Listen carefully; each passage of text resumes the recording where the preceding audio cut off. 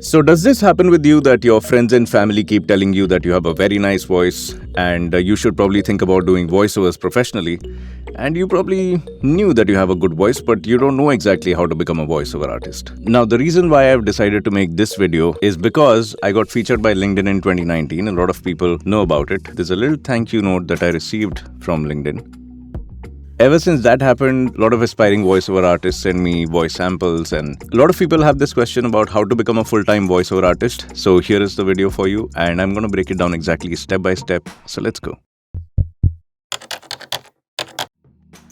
So this exact same thing happened with me. My friends and family used to tell me that I have a nice voice. My mom saw an ad in a newspaper for a voiceover class, so she signed me up for it. And after doing the class, I went out and did small little voiceovers, but nothing very substantial. But then I did a television show called Love to Hate You. A very good advertising director actually spotted me, who I'm forever grateful for giving me all the work that he has done. So he happened to spot me on the show, cast me in a McDonald's film.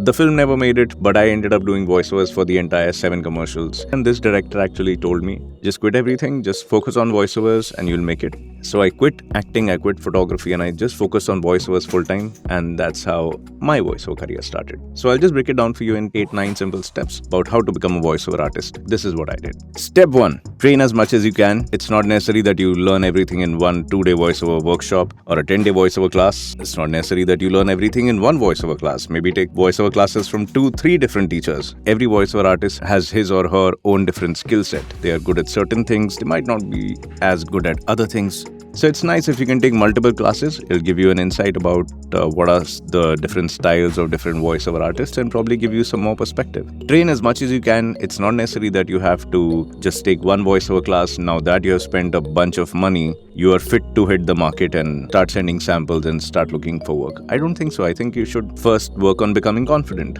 Do one voiceover class, record samples, share it with your teacher, and get some inputs. And once the teacher gives you a go-ahead that they think that, yeah, you're right for the market, you can try your luck as a voiceover artist and try and make a career in it, go ahead and start sharing your samples and stuff. Step 2, record yourself. So record yourself with a variety of scripts. You can find sample scripts on the internet. You can probably look up TV commercials during the commercial breaks. Look up the same film on YouTube, write down the script, practice it yourself, record yourself and see how close you sound to the actual commercial, or you can do your own version of it.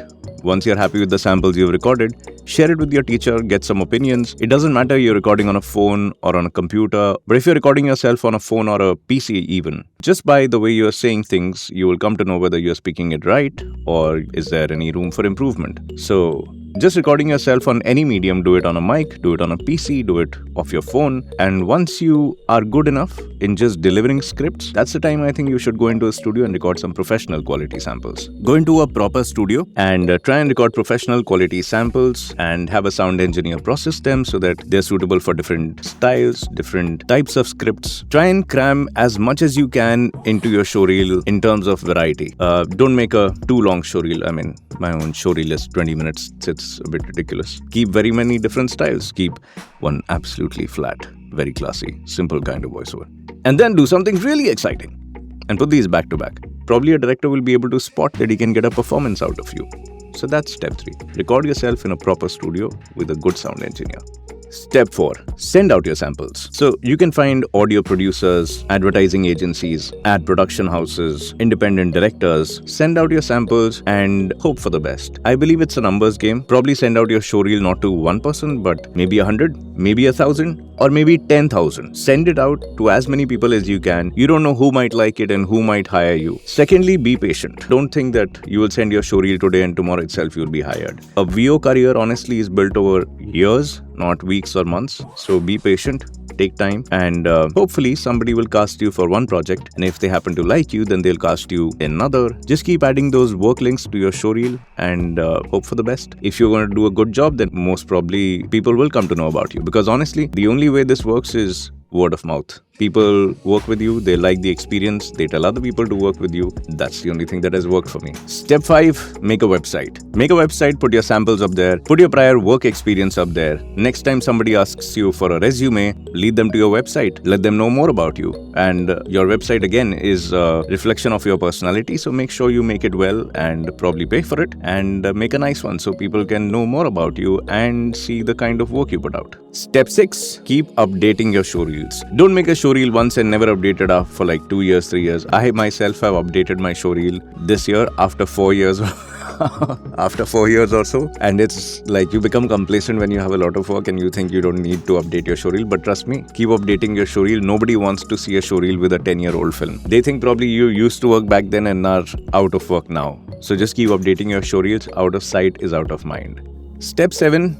Get a small recording equipment. Get like a mic, a simple audio interface, a computer, and start learning the ins and outs of the workflow, your digital audio workstation or DAW, and learn to make the most out of your equipment. Because when you're going to start off, your room won't sound great. You'll struggle with noise suppression. You'll struggle with how to EQ your voice. You'll probably want to put up max bass. So just learn, try to get the most out of your equipment. Hopefully with time, you'll understand more and you'll also learn the technicalities about voiceovers. Start off with a small studio setup. Step 8. When you've made a considerable amount of money from your voiceover career, that's the time to invest in your own home studio. Make a home studio with the help of professionals. Don't try to do this yourself. It's an intricate job and there's too many complicated things that are involved in it. So the best thing that I did and I would recommend is get a sound engineer to help you out with building your studio in your house. And do this only after you've made a bunch of money. Don't go out and spend daddy's money on building a dream studio and you're not making anything out of it. It only makes sense when you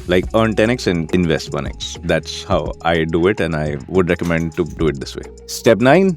Now you have a home studio, you have professional quality samples. Hopefully you're making a bunch of money and maybe this is now your full-time career. Time to put yourself on the world map. Honestly, there's production houses, there's advertising agencies, sound engineers all across the world. Now everybody is connected with softwares like Source Connect, Session Link Pro. You can literally sit in this part of the world and contact somebody across the seas. So try and network with people internationally and maybe you'll end up doing projects for maybe some of the top companies of the world. And honestly, you can do that right from home in 2023. Life is just thanks to technology. Yeah, I couldn't have dreamt of a better job. This is my favorite job. I don't have to leave this little cave I live in. This man cave is my life and yeah, my wife gets a bit pissed about it. But yeah, I love this. This is what I give up everything for, doing voiceovers from my home and now helping you guys out on YouTube. So this was my journey of becoming a full-time voiceover artist. These are the exact steps that I've taken in my career and hope you got to learn something from this and